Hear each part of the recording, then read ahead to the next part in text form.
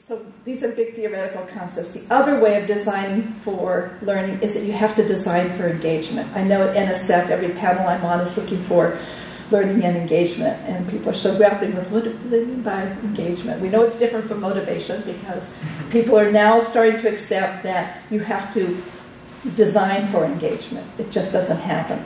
So there are a number of ways in which we design for engagement.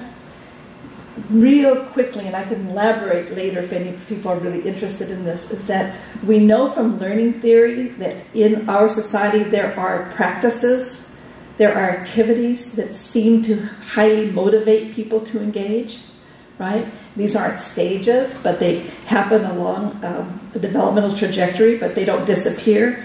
So we know, for instance, as youth, as babies, a primary affiliation, a leading activity. Leading means it's pulling me into development. It's engaging me. So a leading activity for infants is affiliation, right? Bonding, wanting to attach. It's a leading activity, but it doesn't disappear with infants. It continues across our lifespan.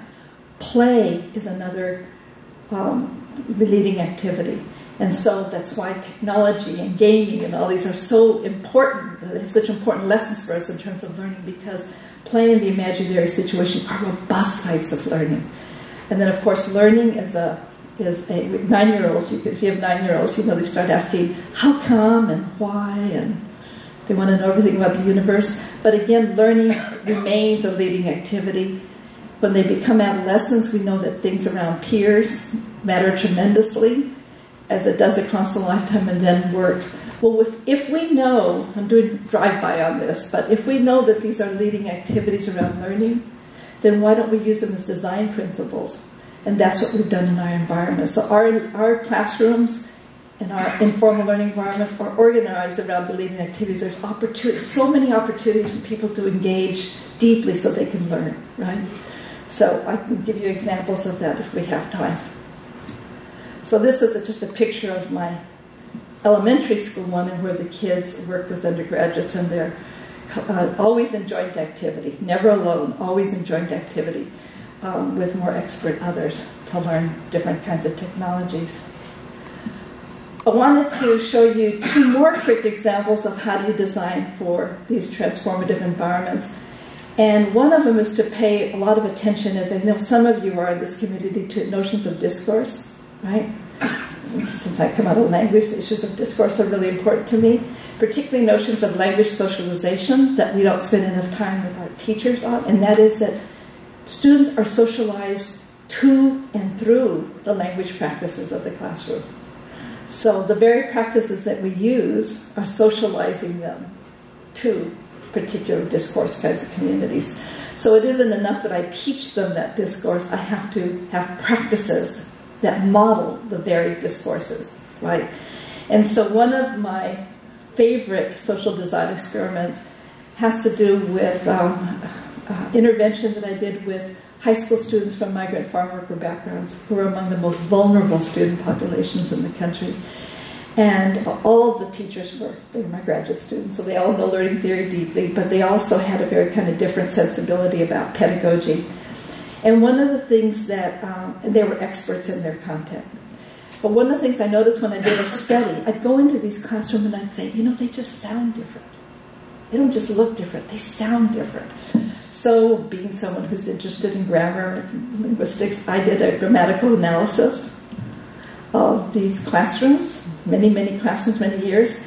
And what I found was so interesting is that there was a density of particular practices that distinguish these classrooms from others. You never heard a direct directive. So I never heard someone say, you know, Noah, sit down.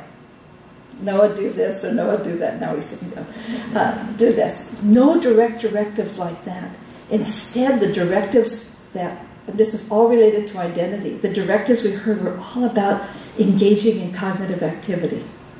So just think about the identities that you're constructing if your discourse is always around engaging in cognitive kinds of acts. If I say, if I say, think, imagine, consider. If my discourse has a density of those kinds of directives, I'm already, 1, engaging you in tasks that are different from write and sit and do that. But I'm also socializing you to new practices and new possible identities, right? So there was a real density of different kinds of directives. Shirley Brythe calls it cognitive activity for the brain, right? Those kinds of languages. The other things that I thought were so important, I think it has huge implications for science. And boy, if one of you wanted to do this, it would be exciting. There were so many modals. Modals are might, could, and should.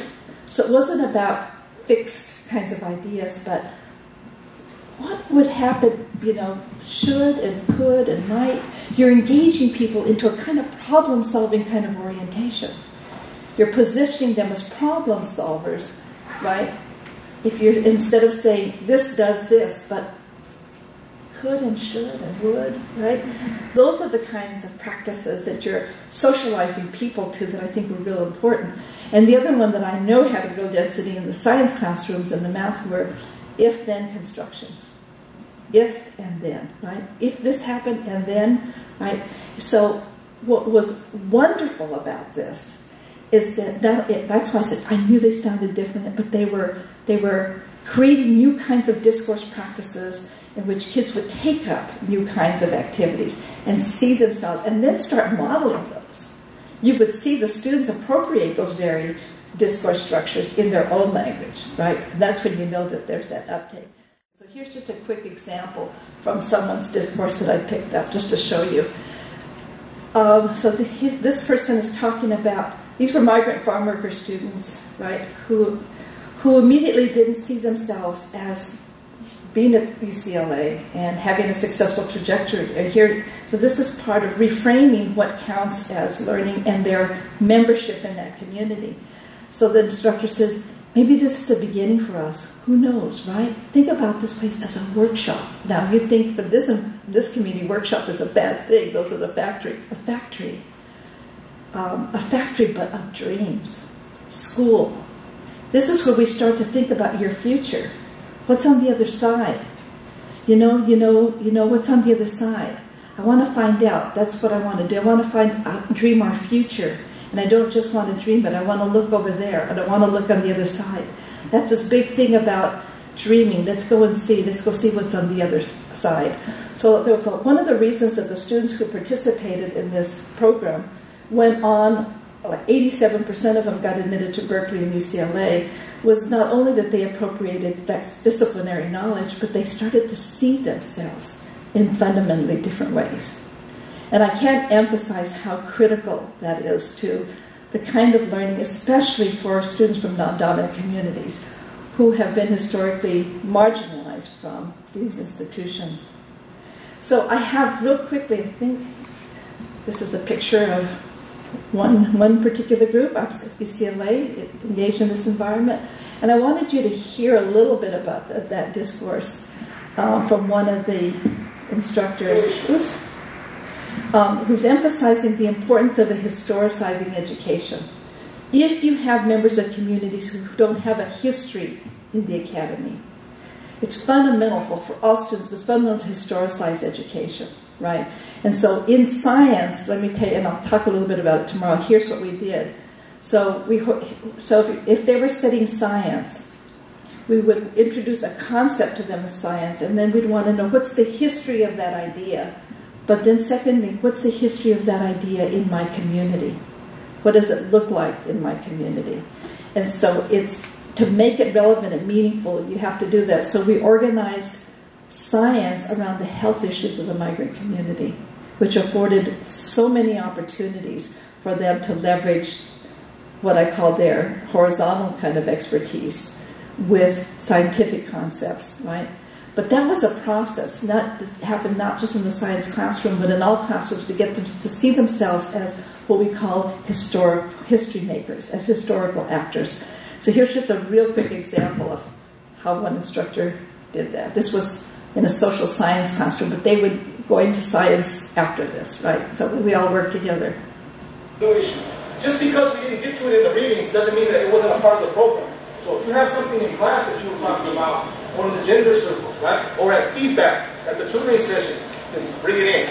Bring it in. Use everything that the program is. The curriculum isn't only in your little notebooks. The curriculum is in everything that you felt and experienced and understood in whatever way throughout the program.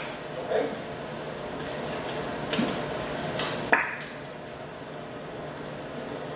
Raise your hand if you're a historical actor. A historical actor. Raise your hand. You make history. You make history. Are you history makers?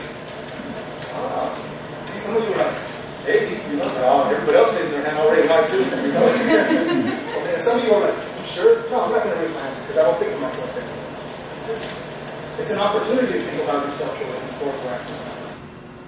So they go on, and this an historical actor is about having agency in the world. You have a history and a trajectory, and it's a really important way of reframing students. And we actually used a lot of theater to embody these concepts. These are high school students, but we also have used it at the university. So I want to show you the very last slip of part of becoming a historical actor, and to start to think about yourself in a new way. The instructor asked, what's the hardest thing you can think of doing? And someone said, he said, what would you want to do if you could do anything in the world? And one person said, I want to fly. I want to fly. And that becomes a metaphor of, let's all fly together. Let's fly with our minds through this university. But you can't do it alone. You need help, right? Asking for lots of forms of mediation to really change people's trajectories. And this is just one of my favorite tips. I have to stick it in here. So it's them learning to fly. Jesus asked if we can make it. I want to make it fly. This is to make it fly. Not one of us can make it fly. Right? It's going to take all of us. I think this is what it's about. It's about collectively flying. When I say social dreaming, it's different than individual dreaming. Because individual dreams, yo quiero tres casas y un Yukon, solo me pongo a trabajar, ahorrar el dinero, and I got it. If I want 3 homes in a Yukon, I work hard, save it, be kind of selfish, and I'll get that dream. Right? But the kind of dreams that we're talking about here, that we're going to talk about for a month, you can't do by yourself. It's going to take everybody. We're trying to make this fun. It's going to take a lot of effort. Who's going to be my backup? A lot of metaphors in here, which I'll say shortly. Okay, let's see you jump in. When one of us gets tired, we'll tell you. Okay? First thing, we don't drop Jesus. Right? Jesus, you want to fly? You know you're going to fly? Okay, you don't want to fall either. Right?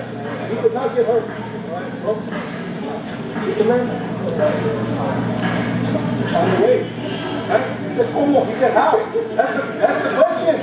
Es la pregunta. How? Exactly. How do we fly? How do we figure this out?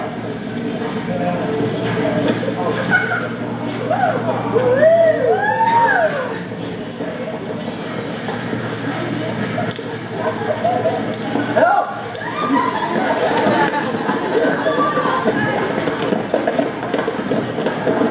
Fly, bro! This is the only time in your life you're going to fly. This is the only time your body's going to be 3 feet off the ground like that.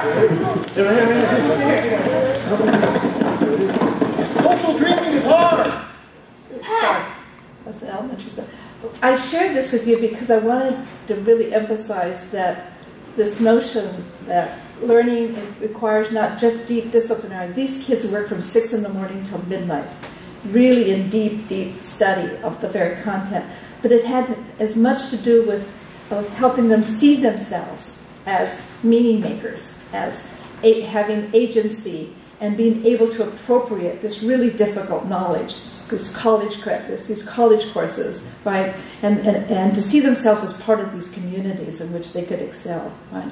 And I think that that's the part that this is a part where people say is soft and is a part of rigorous learning, but those of us who study learning deeply know that these are just too inextricably intertwined, that we have to create environments that really help students recruit these different kinds of identities and engaging them in practices that are rigorous, right? That are the most valued practices in my discipline. Those are the practices through which they should have access. And then it's our job to design all the forms of mediation and tools to support that. So, thank you.